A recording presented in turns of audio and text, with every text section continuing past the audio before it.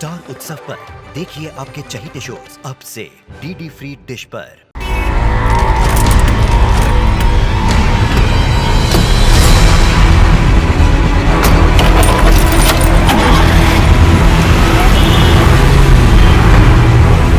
अरे मेरा गाड़ी कहाँ गया है?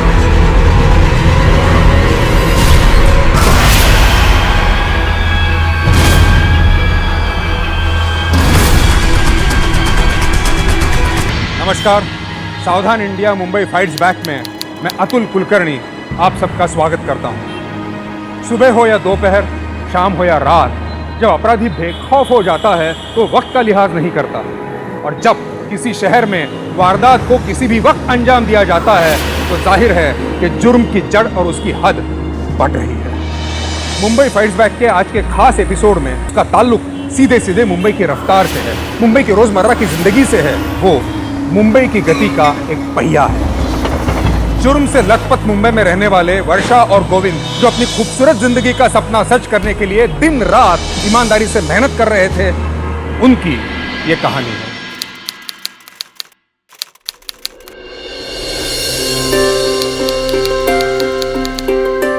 Well, it was a real good year for us, और खासकर एक एग्जीक्यूटिव के एक्स्ट्रा एफर्ट्स की वजह से इस साल की ग्रोथ बहुत अच्छी रही। और उस एग्जीक्यूटिव का नाम है Govind Purohit. Well done Govind, keep it up. Thank you sir. On another hand, I am sorry to say कि अभी भी आप लोगों में से कुछ ऐसे हैं जो अपने टारगेट से कोसों दूर हैं। स्पेशली तुम स्वप्निल, तुम। गोविंद ने तो अभी अभी ये कंपनी ज्वाइन की है, लेकिन उसकी परफॉर्मेंस तुमसे 1000 गुना बेहतर है। गोविंद का एग्जाम्पल फॉलो करो, वरना तुम्हारे बारे में मुझे सोचना पड़ेगा। यस सर, मैं इस बात से आपको शिकायत का मौका नहीं दूंगा। इनफैक्ट गोविंद, आई थिंक कि इस क्वार्टर की स्वप्निल की परफॉर्मेंस को तुम सुपरवाइज करो। जी सर।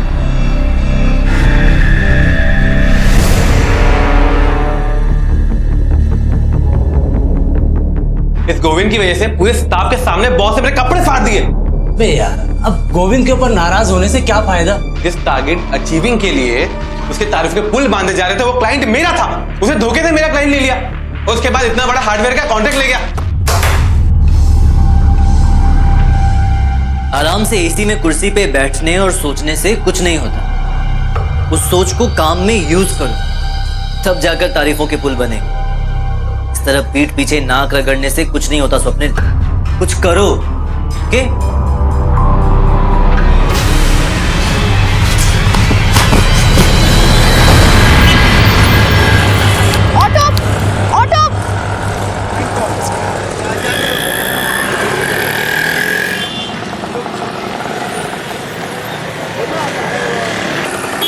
अंधेरी, अरे भैया।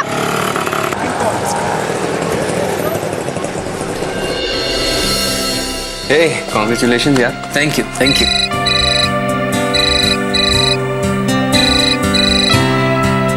हेलो वर्षा, बड़े कमाल के टाइम पे फोन किया तुमने। कमाल तुम्हारे लिए होगा, मेरी तो यहाँ हालत बुरी हो रही है। एक ऑटो नहीं मिल रहा है, अंधेरी जाने को कोई तैयार ही नहीं है यार। It's so irritating. अरे इरिटेट क्यों हो रही हो? शांति से ढूंढो, मिल जाएगी ऑटो। तुम भी ना गोविंद, मैं सड़क पे खड़े होके ऑटो ढूंढ रही हूँ, कोई गिरी हुई सुई नहीं कि आराम से ढूंढूंगी तो मिल जाएगी। अच्छा सुनो, मुझे देर हो जाएगी, तुम प्लीज मॉल के बाहर मेरी वेट करना प्लीज। कोई बात नहीं, तुम आराम से आओ। Okay okay, I will see you, bye.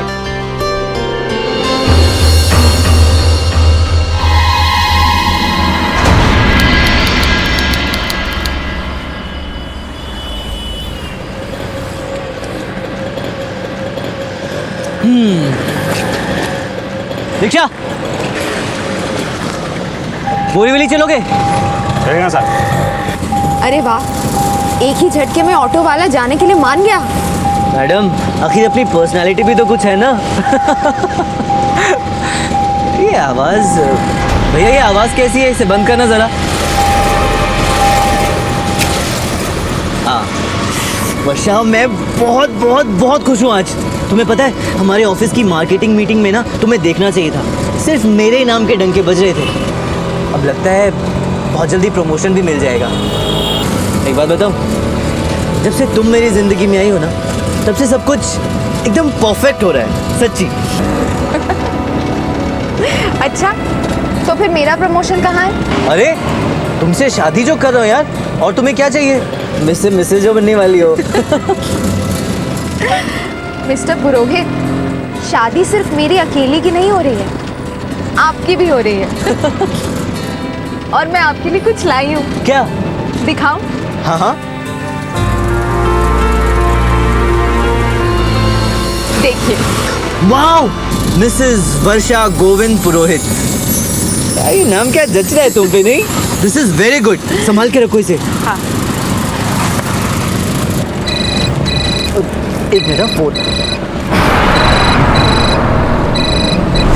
Hello. साले कमीने मुझसे चोरी करके अपनी गर्लफ्रेंड को वो छड़े उड़ाने के लिए लेके जा रहा है? स्वप्निल, स्वप्निल, मुझे लगता है तुमने बहुत ज्यादा पी रखी है, मुझे तुम्हारे मुंह नहीं लगना, ओके? ओए, तुझसे मुंह कौन लगा रहे रे? तुझे सिर्फ ये कहने के लिए फोन लगाया है कि ज्यादा उछल मत, तेरे पीछे ही आ रहा हूँ मैं। तेरे पीछे ही आ रहा हूँ। अरे यार, हेलो, फोन कर दिया साले ने? लगा, फिर से लगा। अरे यार ये स्वप्निल है ना, इसे पता नहीं मुझसे क्या प्रॉब्लम है। आज ऑफिस में मेरी तारीफ हुई तो सडनली इसे मुझसे इनसिक्योरिटी हो गई है। आपसे ना बकवास कर रहा है। क्यों इतनी टेंशन लेते हो गोविंद? ऑफिस में ये सब छोटे मोटे पॉलिटिक्स तो लगे रहते हैं।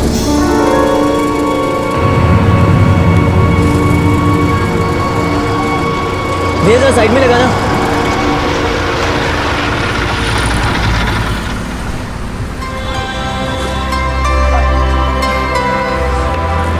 संभाल के। बाय। और सुनो, वो ऑफिस की बात को लेके ज्यादा टेंशन मत लेना, ओके? ओके, तुम घर पहुंचते ही मुझे फोन करना। हाँ? गोविंद, मेरा घर 10 कदम पे है, क्या होगा मुझे?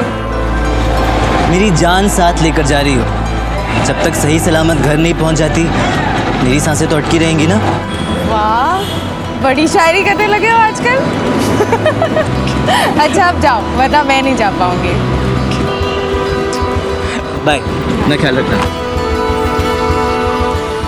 बाय वर्षा।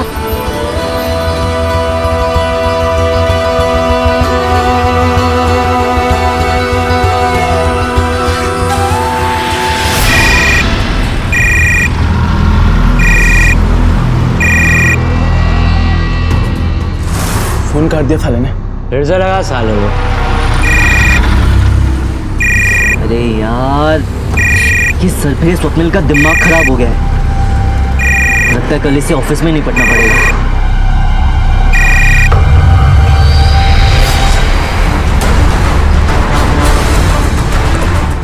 फोन स्विच ऑफ कर दिया साले ने।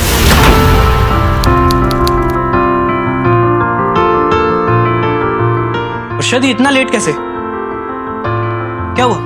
शॉपिंग गई थी गोविंद के साथ, देर हो गई, सॉरी। अच्छा, गोविंद के साथ शॉपिंग और मेरे लिए कुछ भी नहीं? गलत है, बिल्कुल गलत है। लो, क्या हुआ? महाशय अपना फोन बंद करके मेरे फोन के इंतजार में हैं। वाह।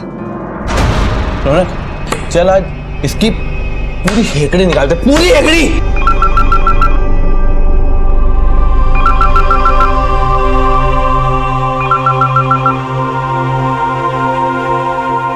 हेलो, नमस्ते आंटी, मैं वर्षा।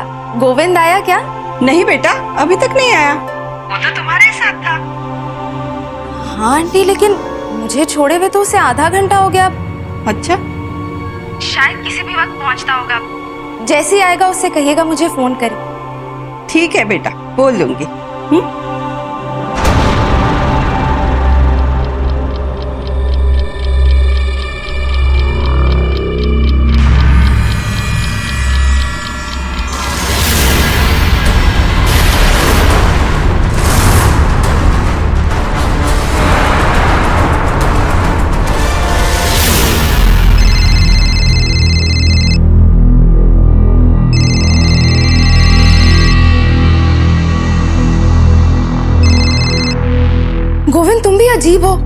मुझसे फोन करने को कहा और खुद फोन स्विच ऑफ करके बैठे हो।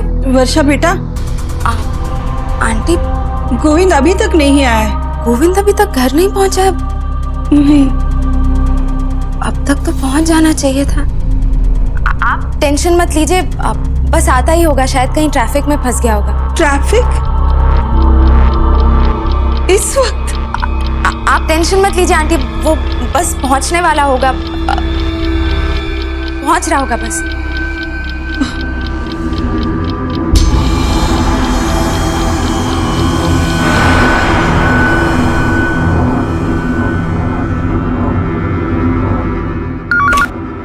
हेलो। आंटी, गोविंद आया क्या? नहीं बेटा, अभी तक नहीं आया। अभी तक नहीं पहुंचा? अब तक तो पहुंच जाना चाहिए था। कहाँ गया होगा ये? सब कुछ ठीक तो है ना बेटा? मुझे बड़ी चिंता हो रही है। नहीं आंटी, सब ठीक होगा, डोंट वरी। ठीक है बेटा, जैसे कुछ पता चलता है मुझे फोन कर देना। जी।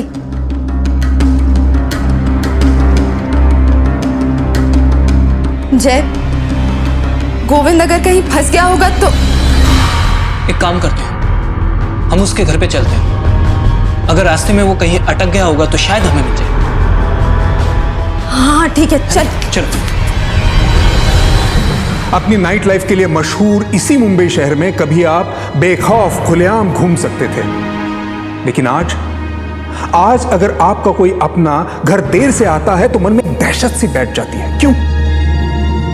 इस डर का होना भी स्वाभाविक है, क्योंकि पिछले कुछ सालों में मुंबई शहर में रात के अंधेरे में हुई वारदातों में 50% से ज्यादा की बढ़ोतरी आई है। 50% जास्त गुन्हे घडत आहेत गेल्या काही दिवसात मुंबई शहरामध्ये। वर्षा को चिंता खाए जा रही थी कि गोविंद के साथ कहीं अनहोनी तो नहीं हुई।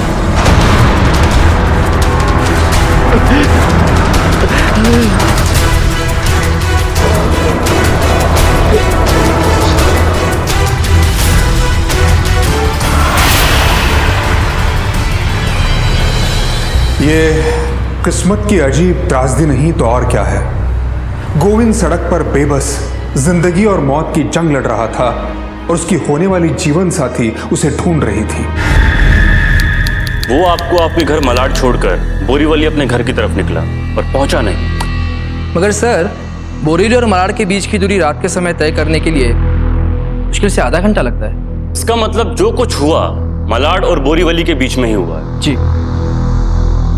शिंदे, गोविंद जी का फोन ट्रैकिंग पे लगा दो। जी। उनकी लोकेशन पता चलते ही हम उन तक पहुंच जाएंगे। जी। लेकिन सर, उनका मोबाइल स्विच ऑफ है। Switch off? क्यों? बैटरी खत्म हो गई थी क्या? नहीं सर, उनके एक कलीग का बार बार फोन आ रहा था, वो बदतमीजी कर रहा था शायद, तो उन्होंने अपना फोन स्विच ऑफ कर दिया।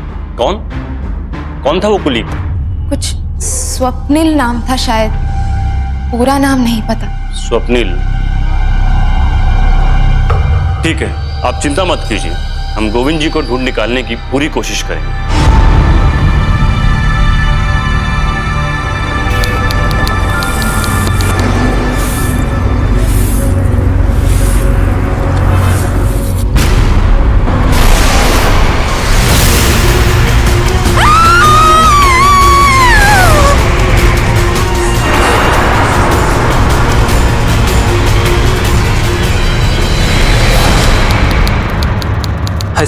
वो हॉस्पिटल का नाम सुनते थोड़े दोनों डर गए थे। उसे ज्यादा चोट तो नहीं है ना? कौन से कमरे में है गोविंद? आइए मेरे से। बताइए ना, कौन से कमरे में है? बताइए तो सही, हम कहाँ जा रहे हैं? इंस्पेक्टर, हम मॉर्ग रूम क्यों जा रहे हैं? आप बोलिए। आइए मेरे साथ।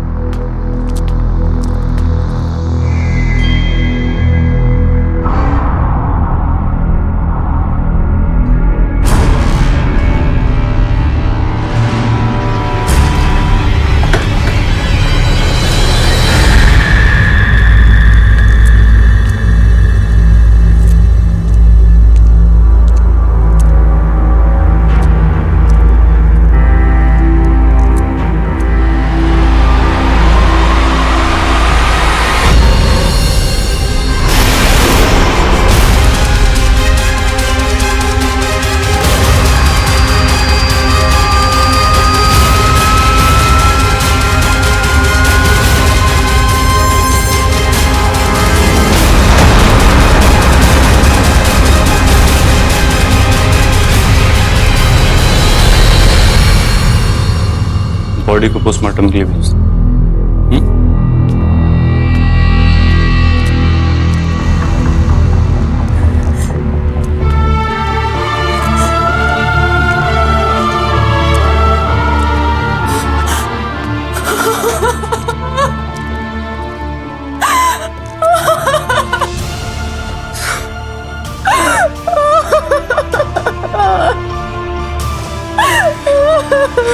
संभाल अपने आप को,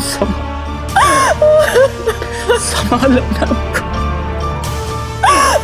सुबह सफाई करने वाले को ये मलाड हाईवे पर पड़े मिले थे। उन्होंने इतला दी। हम एक्सीडेंट का केस समझकर सभी अस्पतालों में ढूंढ रहे थे। सुबह पता चला कि एक लवारिश बॉडी मिली है मलाड हाईवे पर। इंस्पेक्टर, क्या ये एक्सीडेंट था क्या? नहीं, मुझे एक्सीडेंट का केस नहीं लगता। जब हम लोगों ने बॉडी को सर्च किया तो ना तो उनका फोन ना वॉलेट, कुछ भी नहीं मिला। उनके पास में कोई कीमती चीज थी? एक सोने की चेन थी, हमारी सगाई की अंगूठी थी और एक लैपटॉप था। लेकिन हमें बॉडी के पास से कुछ भी नहीं मिला। मुझे लगता है कि ये लूट की वजह से ये हमला किया गया है। लूट? किसी ने मेरे गोविंद को मेरी दी हुई चेन और अंगूठी की वजह से मार दिया। क्या जिंदगी इतनी सस्ती हो गई है जय? नहीं है, सस्ती नहीं है।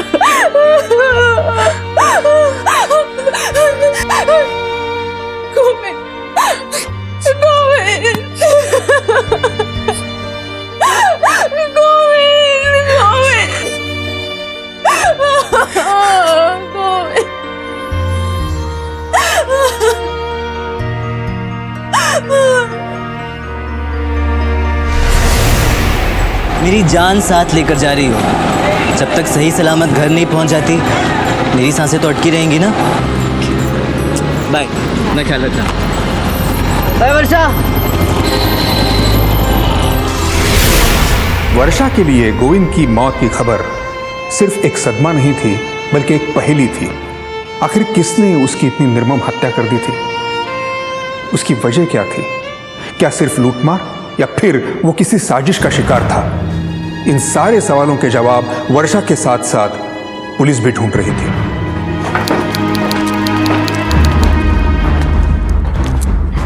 मैं गोविंद के बारे में आपसे कुछ पूछताछ करनी है। जी सर, वो मेरा बहुत अच्छा दोस्त था। उसकी यहाँ पर किसी से कोई दुश्मनी थी? नहीं सर, वो तो कंप्यूटर इंजीनियर था और सबसे दोस्ती बनाए रखता था। और जहाँ तक दुश्मनी की बात है, पॉसिबल ही नहीं है सर। क्या वो स्वप्निल है? नहीं सर, वो स्वप्निल का दोस्त रौनक है।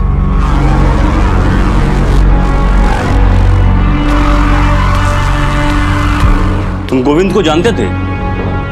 हाँ सर, अच्छा कलीग था। उसकी मौत के बारे में सुनकर बड़ा बुरा लगा।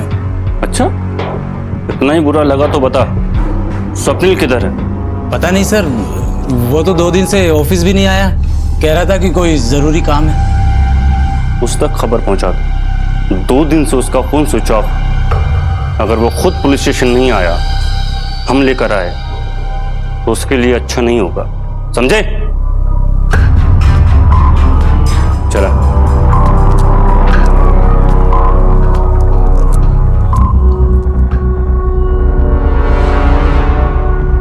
तुझे पुलिस ढूंढ रही है। लगता है उन्हें तुझ पर पूरा शक हो गया है। अच्छा होगा अगर तू 2-4 दिन के लिए शहर से बाहर चला जाए।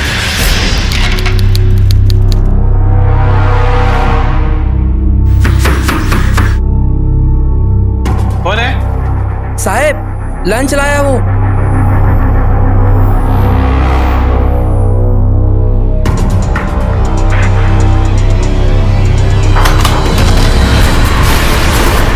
स्वप्नील, तुला काय वाटलं यहाँ पुणे में छिपके बैठेगा तो मुंबई पुलिस तुम तक पहुंच नहीं पाएगी? हाँ? चल चल चल चल। देखिए सर, आप गलत समझ रहे हैं। सर माना कि मेरे और गोविंद के बीच में प्रोफेशनल प्रॉब्लम थी, मगर सर मैं उसका खून नहीं कर सकता। सर उस दिन नशे में मैंने कुछ इसको उल्टा सीधा बोल दिया था, मगर मैं खूनी नहीं हूं सर। और सर मेरे पास एक प्रूफ भी है सर। उस दिन बार में मैंने अपने क्रेडिट कार्ड से बिल पे किया था। कितने बजे? सर रात को 1:30-2 बजे की बात है। वो स्टेटमेंट आप चेक कर सकते हैं। ठीक, अगर ये इन्वॉल्व नहीं है तो वो खून लूट की वजह से हुआ होगा। जिसने भी चीजें चुराई होगी उसको बेचेगा जरूर। अपने इन्फॉर्मर से पता करो जी कि चोरी का सामान किसे बेचने गए। और हाँ, सोने की चेन और अंगूठी हर सुनार नहीं खरीदता। Right sir. क्या ये बात सही है कि स्वप्निल ने उस रात गोविंद को परेशान किया, क्योंकि हमने खुद चेक किया, क्योंकि वो घटनास्थल से कोसों दूर था। गोविंद की हत्या में स्वप्निल का कोई हाथ नहीं। अगर स्वप्निल नहीं था तो गोविंद को इतनी बेरहमी से और कौन मार सकता है? वही वाली चलोगे? चलेगा सर। सर वो ऑटो वाला। कौन ऑटो वाला? गोविंद ने मुझे जिस ऑटो में घर छोड़ा था सर, उसी ऑटो से वो अपने घर गया था। वो आखिरी इंसान था जिसने गोविंद को शायद सही सलामत या जिंदा देखा होगा। हो ना हो उस ऑटो वाले को इस पूरे हादसे के बारे में कुछ ना कुछ मालूमात जरूर होगी सर। आपके पास में उस ऑटो का नंबर है? नहीं सर, नंबर तो नहीं। मैडम, आपको मालूम है इस मुंबई शहर में करीबन 3 लाख ऑटोज चलते हैं और उनके 10 लाख ऑटो ड्राइवर्स। इस ऑटो और ऑटो ड्राइवर्स के इस विशाल समंदर में इकलौता ऑटो ढूंढना, और वो भी बिना किसी पहचान के, बहुत मुश्किल है। उस ऑटो में ड्राइवर सीट के पीछे 2 कबूतरों का एक पोस्टर था सर, और नीले रंग की लाइट भी थी। ये आवाज, भैया ये आवाज कैसी है? इसे बंद करना जरा। हर ऑटो में कबूतरों का पोस्टर या नीले रंग की लाइट तो नहीं होगी ना सर? शिंदे, ये ऑटो यूनियन का लीडर कौन है? क्या नाम उसका? मिस्टर श्रीनिवास। बुलाओ उसको। ये कबूतर वाला ऑटो उसकी मदद के बिना हमें मिलने से तो रहा। Yes sir.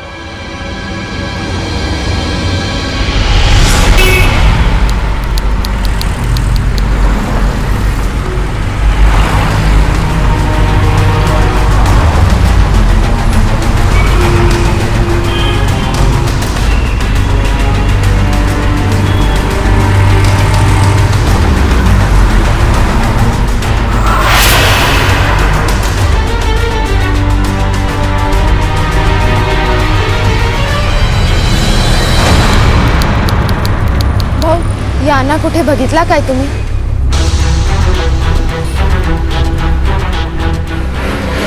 भाई साहब, इनको कहीं देखा है आपने? जरा ध्यान से देखिए ना प्लीज। ऑटोज और ऑटो ड्राइवर्स की भीड़ के बीच उस विशेष रिक्शा वाले को ढूंढना आसान नहीं था, लेकिन उस रात आखिर क्या हुआ था ये जानने के लिए उसका मिलना बेहद जरूरी था। लिहाजा वर्षा और पुलिस उस रिक्शा वाले को ढूंढने में जुट गए।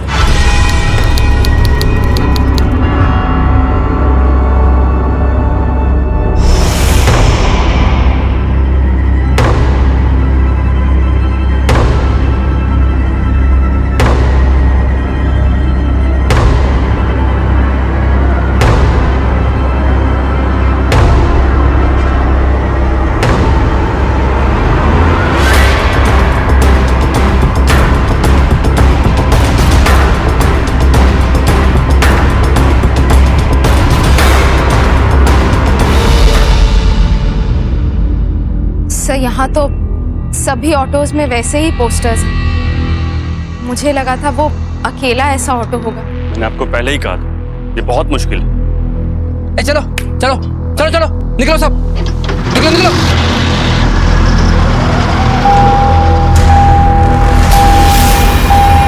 सर यही ऑटो है।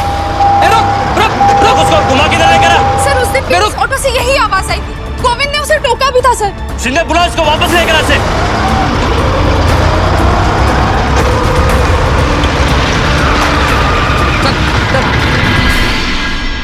हाँ साहब। 2 गज की रात को किसको दिया था भाड़े पर ये?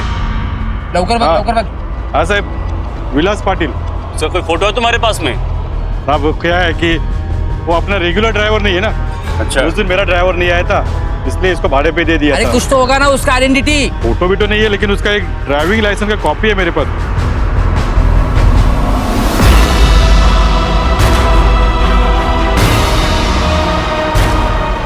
ठीक है, उसने तुम्हें कुछ बताया था 2 अगस्त की रात को कोई उसके साथ में लूट हुई या कुछ और? सर अपना काम है अपना पैसा निकालने से, वो अपना किराया दिया और चला गया। लपड़ा बिड़ा कुछ किया, कुछ बताया नहीं। उसको देखा है क्या?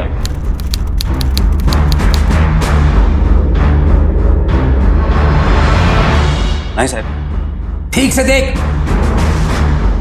साहब रोज कम से कम 50-60 सवारी चढ़ती गाड़ी में। उन किस किस का चेहरा याद रखें। अपना काम होता है सड़क पे नजर रखें, पीछे कौन बैठा है क्या कर रहा है मेरे को से मतलब नहीं होता साहब। मेरे को तो बस अपना भाड़ा मिलना चाहिए। ज्यादा होशियार दिखाने की कोशिश मत कर। 2 हफ्ते पहले तू इन्हें बोरीवली लेके जा रहा था, ये मलाड में मिली। वहां इनका कोई काम नहीं था। वो सड़क पूरी की पूरी सुनसान, कोई कारण नहीं बनता उनका बीच रास्ते में उतर जाना। वो साहब याद आया साहब, उस दिन मेरी रिक्शा की क्लच वायर टूट गई थी। बहुत कोशिश की लेकिन रिक्शा चली नहीं रही थी, तो साहब वहीं बीच में ही उतर गए। मैं वहां से रिक्शा लेकर गैराज में चला गया। उसके बाद वहां साहब के साथ क्या हुआ मेरे को नहीं पता था। तो फिर गोविंद के साथ ये हादसा हुआ कैसे? भैया क्या आपने सचमुच कुछ भी नहीं देखा? वही ना शब्बत, अगर देखा होता तो बोल देता, मगर मैंने कुछ नहीं देखा। साहब के साथ जो हुआ बहुत बुरा हुआ, मेरे को सचमुच कुछ नहीं पता। ऑटो से उतरने और लाश बरामद होने के बीच क्या हुआ था, ये एक बहुत बड़ा रहस्य बनता जा रहा था। गोविंद के कातिलों को पकड़ना वर्षा के लिए बहुत जरूरी था और यही केस को एक दिशा दे रहा था। 2 अगस्त की रात को आपका रिक्शा गैराज गया था क्या? ऐसा कुछ भी नहीं हुआ था। अगर मेरी रिक्शा गैरेज चली जाती तो ड्राइवर जो मैकेनिक की फीस होती है वो काट के मुझे दे देता। इस ड्राइवर के बारे में और क्या जानते हो? ज्यादा कुछ नहीं जानता उसके बारे में साहब मैं, मगर ये ड्राइवर बहुत लफड़ेबाज दिखता है। ठीक है, अब जा सकते हैं। Okay sir. झूठ बोलता है। तुझे क्या लगा हमें पता नहीं चलेगा? तेरे मालिक ने बताया कि उस रात कुछ भी नहीं हुआ था, और आधी रात को बंद गाड़ी लेकर तुझे कौन सा गैराज मिला? सच सच बता, वरना सच उगलवाना हमें आता है अच्छे तरीके से। साहब अगर मैं सच बोलता तो आप ही लोग उसे झूठ समझकर मेरे को ही फंसा देते। सच और झूठ का फैसला हमें करना है। तू सिर्फ ये बता कि उस रात हुआ क्या था और वो आदमी आधे रास्ते क्यों उतरा?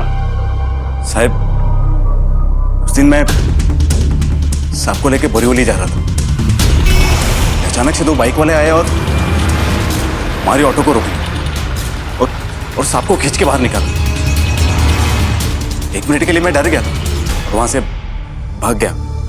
और अगर मैं वहां रुकता और पुलिस आती तो इसके लफड़े में गरीब आदमी फंसता है साहब। आप लोग मेरे को ही आड़े हाथ लेते थे और लूट का सारा इल्जाम मेरे सर पे लगाते थे। ये सब सोचकर मैं डर गया था साहब, इसीलिए वहां से भागा। अबे थोड़ी सी हिम्मत दिखाई होती ना तो इंसान आज जिंदा होता। सब गरीब आदमी, इंसान या तो गरीब हो सकता है हिम्मत वाला, रोज कमाता और रोज खाता। अगर उस दिन की कमाई छीन जाती तो भी बच्चे भूखे से होते।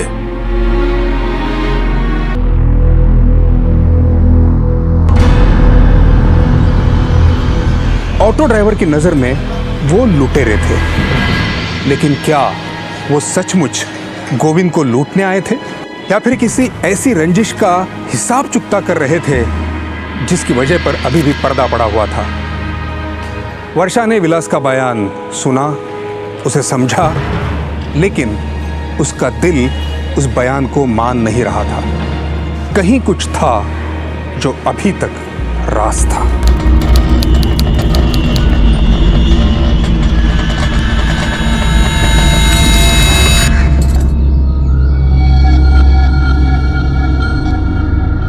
नमस्कार। ये रहे तेरे पैसे और ये तेरी चाबी।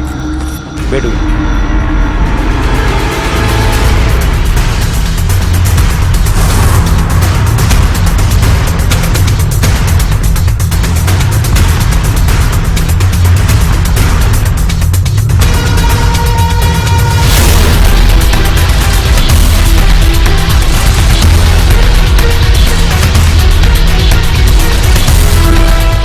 बघा बेवडा आला।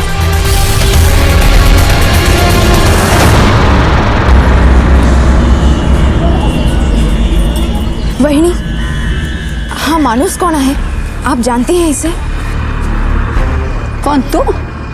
तू मानुष नहीं, तू शैतान है, शैतान। हर रोज दारू पी के अपनी बीबी को जानवरों की तरह मारता है। हर रोज कुछ ना कुछ लफड़ा, हर रोज। इसकी वजह से आए दिन हमारी बस्ती में पुलिस आती रहती है।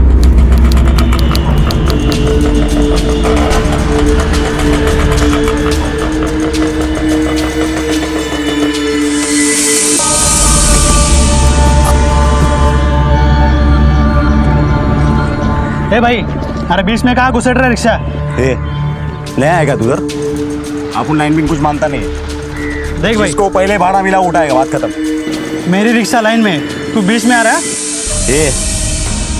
ज्यादा शान प्रति मत ठोक। दिमाग का दही गया ना तो इधर ही ठोक डालूंगा तेरे को। चल निकल, अबे निकल।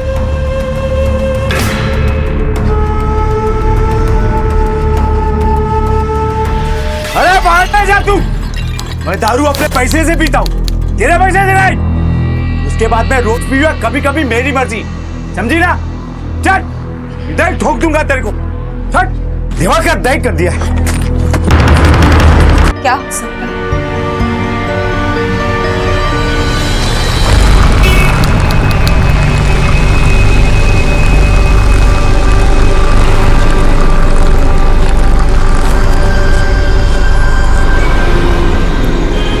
बोल एक बार, क्या खबर है?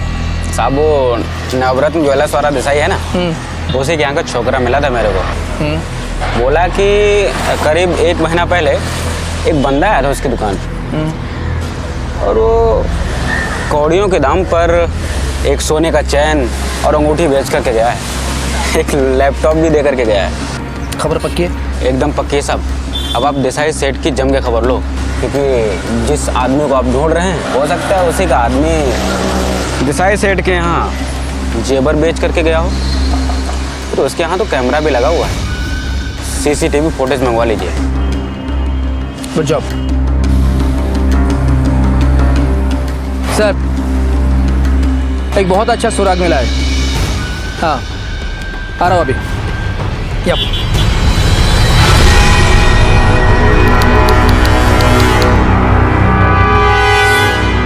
अच्छे तरीके से देख के बताना कौन है वो आदमी। वर्षा जी, ये कुछ चीज़ें हमने इनसे बरामद की हैं, आप पहचान दीजिए इसको। ये तो मेरे गोविंद की अंगूठी और चेन है। इंस्पेक्टर साहब, मैं चोरी का माल हमेशा नहीं खरीदता। ये तो वो आदमी आया था, बोलने लगा इसका कितना देगा। मैंने पूछा तुझे कितना चाहिए, तो बोला 20-25 हज़ार देगा तो चलेगा। सब आप तो जानते हैं सोने का भाव आसमान छू रहा है। लाख रुपए का सामान था सर, और 25 हज़ार मांग रहा था। साहब मैं लालच में आ गया साहब, माफ़ कर दो सर, दोबारा ऐसा नहीं करूँगा मैं। इससे पहले भी तुम्हारे पास में गैंग के लोग आते रहे। क्या गैंग सर?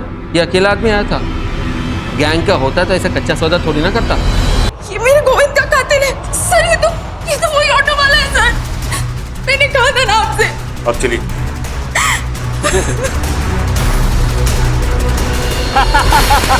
साला दाव पे दाव मारा, माजरा क्या है बे? अबे माजरा कुछ नहीं, वो क्या है ना, आजकल अपना नसीब बहुत जोर पे चल रहा है। Full on third gear.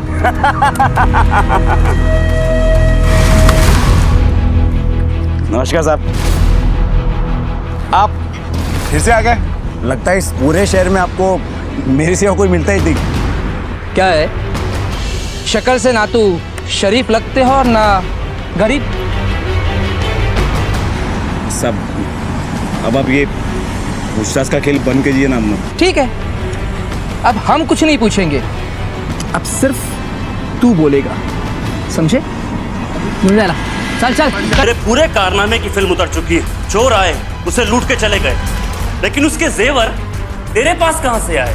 Sir खासा नहीं है, है थर्ड ईयर हुआ, तेरे को टायर में डालता हूं। नहीं नहीं, तेरे को टायर में नहीं नहीं नहीं, चल टायर में डाल। बता मारो मत, बता चल। उस दिन मैं तो अपना रिक्शा चला रहा था कि अचानक